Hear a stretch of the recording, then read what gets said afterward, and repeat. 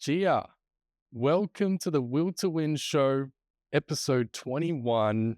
It's so great to have you here in the studio to talk about your book that you've written. I'm so happy to be here too.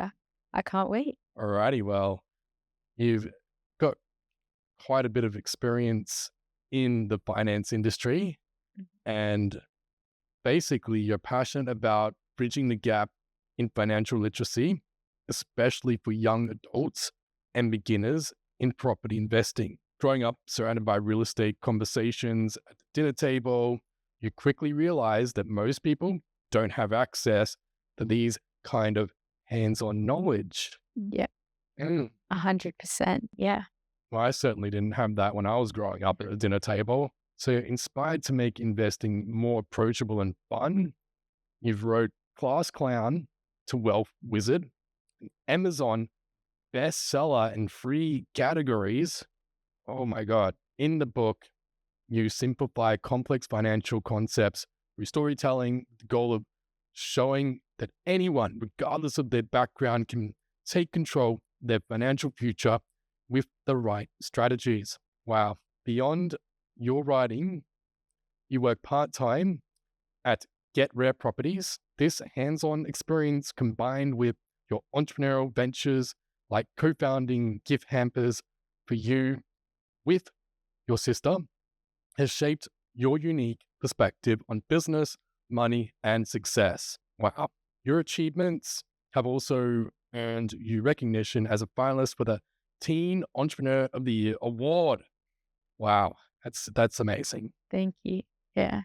It was quite exciting when it all happened, and I'm really excited to see where this takes me. All right. Well, the best is yet to come. And through your relatable and engaging style, you empower readers to unlock their potential for strategic investments and take action towards financial freedom. Tell you what, I could do with some more financial freedom. Times are tough right now, given the current economy, and then mortgage rates are through the roof, like it's crazy. Yeah. Well, we'll get stuck into the questions. And what I wanted to know is, being such a young entrepreneur, like, what led you to write this book at such a young age? Yeah. I mean, I guess it all started when I was working with my parents. My dad was teaching me with like the whiteboard explanations or reading books that he was recommending, and like him talking to his clients. And because it's a family business, we started in COVID. So it was always around us, and I helped with like the website design, the marketing materials. I even went to the property experts with them. So I was learning a bunch about property and also like the mindset around everything, not just business, but also when it comes to investing, the mindset behind that. And I realized there was a bunch of things that I was getting exposed to that my friends didn't know, or like they weren't even aware that it was a thing.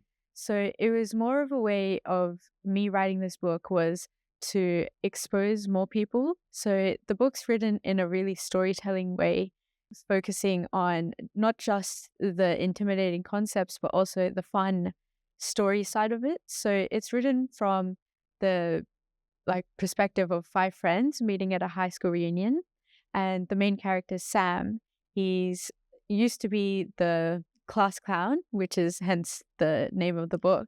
He used to be the class clown, but now after school, he worked on himself, the mindset and the financial literacy. He started investing, and that's where he got a lot more wealthier than the others. And everyone was quite confused as to how it all happened. So they're all going through his journey and how he went along to do it. And yeah, so a bunch of the books out there, the financial literacy books, they're quite intimidating. They have really technical concepts. Tell me about it. Yeah, the technical concepts and the hard words to understand. So my book's in a way for anyone to really understand, no matter what your background is. And yeah, it's a way to expose more people and get the word out there that this is something for that everything can do, and there's no need for the misconceptions about how you need to be wealthy already to become even more rich. It's something that even a regular Aussie can do. That's fantastic. There's hope for us Aussies Yeah. and anyone Yeah. no matter what cultural background or circumstance, situation, or position you're in, you can still find a way to create financial freedom. 100%. Yeah. Mm. And I'm really interested to know, like, there's obviously five friends, Hmm. but Sam is the standout character. Yeah. Like, what's so unique about Sam? Like, how does Yeah. he get the competitive edge over everyone else? Yeah. I mean, it is a fictional book, so Okay. I was about to design everything, but the way that it works is using the class clown, it shows even more of a transformation that occurs.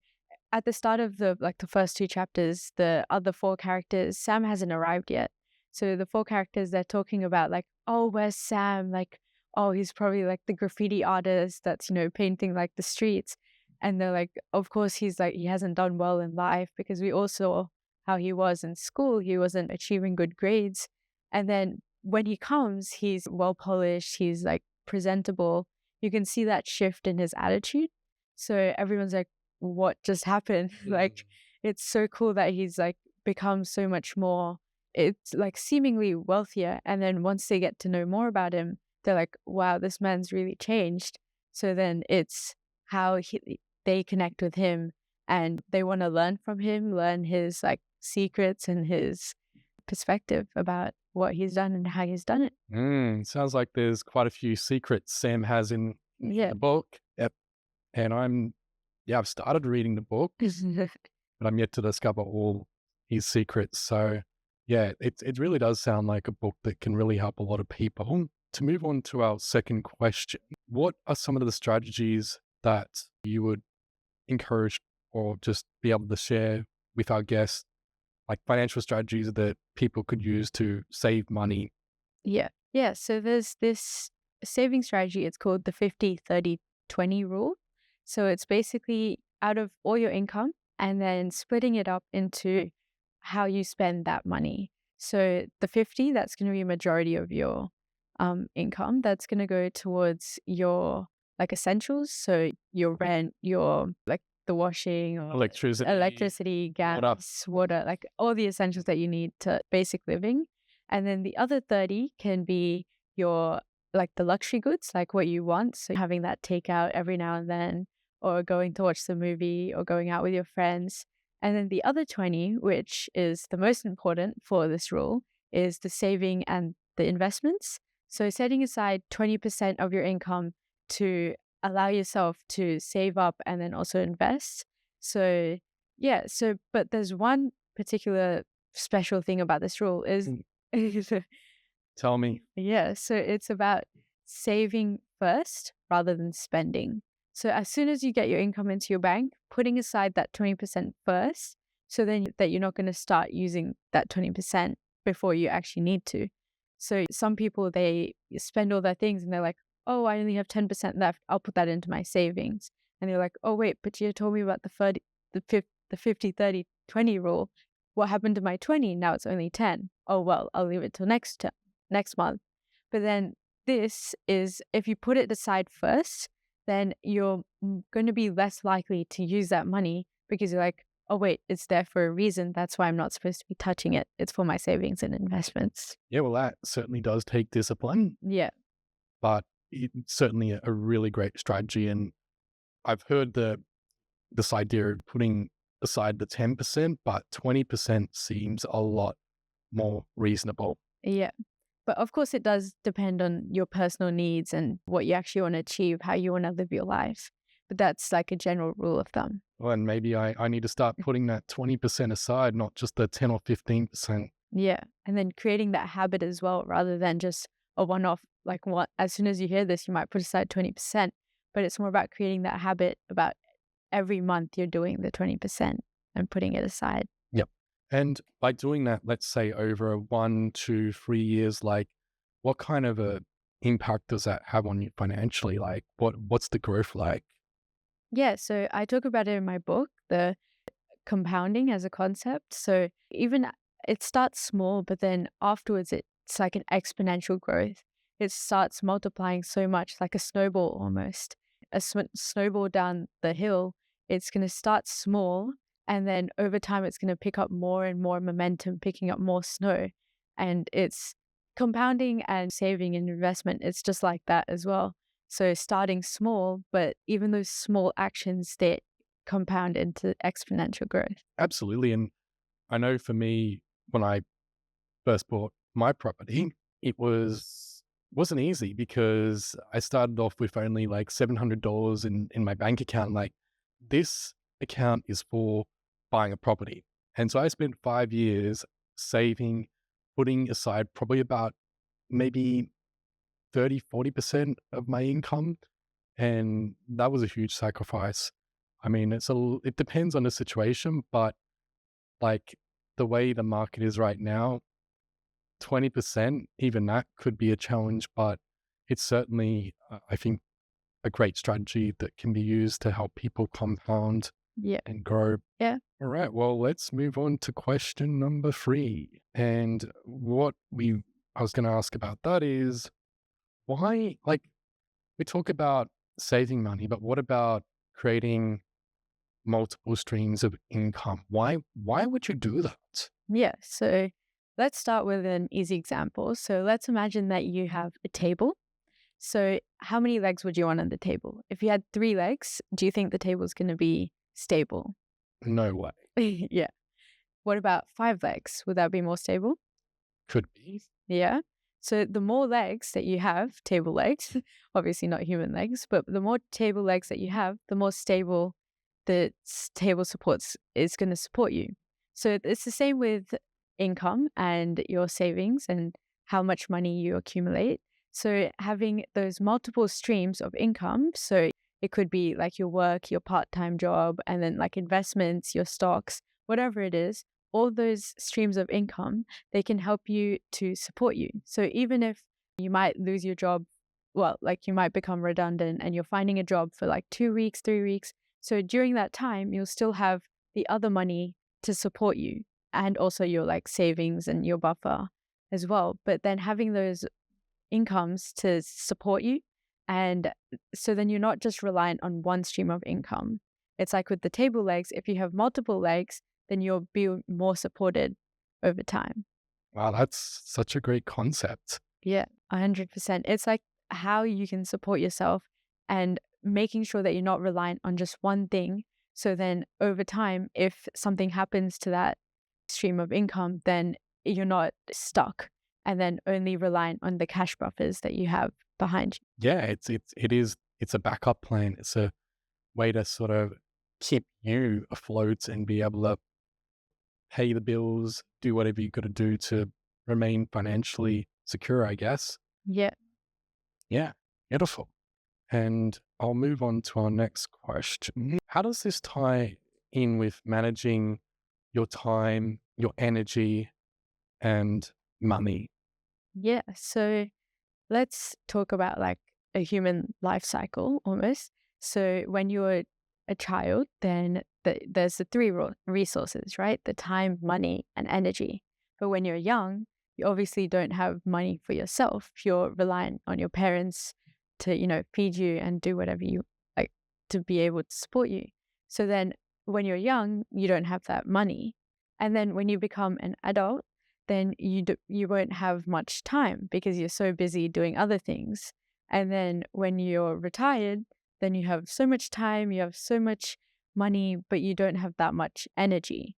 So then I guess a life is always about managing and balancing those 3 things so you can do things that you actually love rather than having to trade time for money or trading your energy for money. So then having those, like what we talked about, the streams of income to support you. So then they're the ones that are making money for you rather than having your just trading your time and trading your energy to make money. Yeah, that's such an interesting insight, and it really does make sense. And I know, like, for example, for me, like, I'm earning money, but I wish I could have more time to do other things. Yeah.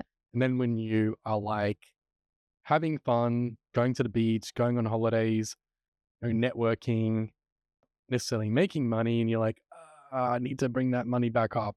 Yeah.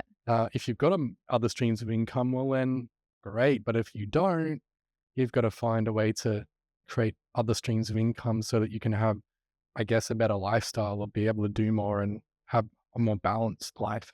Yeah, so that's all that financial freedom is about. So having the capacity to do things that you would want to do, whether that's starting a business or traveling more, spending more time with your family. So then having those streams of income, like we talked about, to support you so you can do whatever you want rather than having to always trade your time and energy for money. Amazing. And what about like, what are some, I guess, stream like ideas that you have or that you've seen people do to create those streams of income? Yeah, so I'm sure you've heard of the book Rich Dad Poor Dad. There's one key concept that I really liked from it, which is the cash flow quadrants. So it basically talks about the four ways that people make money.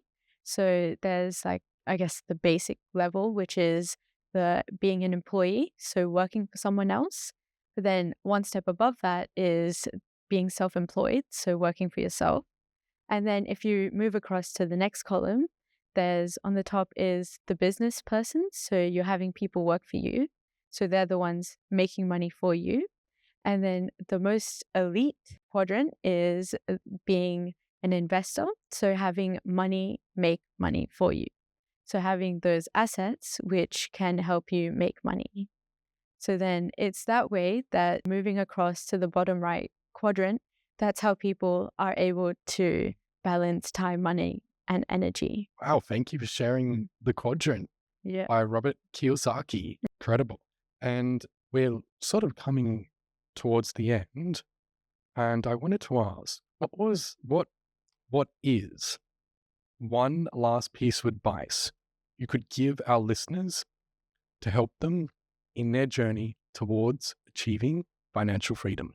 Yeah. So there's actually two things that I would like to share. Is By even all means, go ahead. Yeah. So there's one secret that Sam talks about quite a lot. It's about your environment and who you surround yourself with. So there's this saying, it's called your network is your net worth. So it's about the people you surround yourself that can help you achieve more, or even having that bad influence that makes you achieve less. So let's imagine you're with a group of friends and everyone's running businesses and they're doing stuff, they're able to travel a lot because they're doing things that can allow them to do that. So then you yourself, if you're in a 9 to 5 job, you're going to think, wait, I want to be like my friends. I want to do those things. So you're going to think of ways to achieve that rather than being stuck at a desk all day. But then on the other hand, if you have a group of friends and they're all working 9 to 5 jobs, you're also going to be like, oh, I'm doing the normal, like I'm fine, everything's good. And you're going to keep working in that rat race. So it's like what Sam talks about, the main character of my book, is it's about your environment that really helps with the mindset and then also the actions that you take around it. Absolutely. And I'm so glad that you touched on people being in the right place, the right environment, Yeah. having a strong support network. Because it really does make a huge difference. Yeah. And I can see even in writing your book and the things that you've achieved so far, you've been able to do that because you've got the right people around you. 100%. Yeah. And then the second piece of advice would be to define your why. So actually have a reasoning behind why you're doing what you're doing. And then that's going to give you the motivation rather than just doing something because it's a good thing to do or a good thing to have. Like with investing, it's such a big amount of money that you're sacrifices that you're making to get that money. But why exactly are you doing it? What's the reasoning behind? Are you trying to run a business? Are you trying to spend more time with your family? Are you trying to travel more? It's all about figuring out why you want to do it. And then that's the thing that motivates you in the long term. Yeah, for sure. And how do you like help people come to the realization of why they're doing things? Like, do you actually, in your work, do you help people discover their why? Like, is there one little last tip you could throw in there?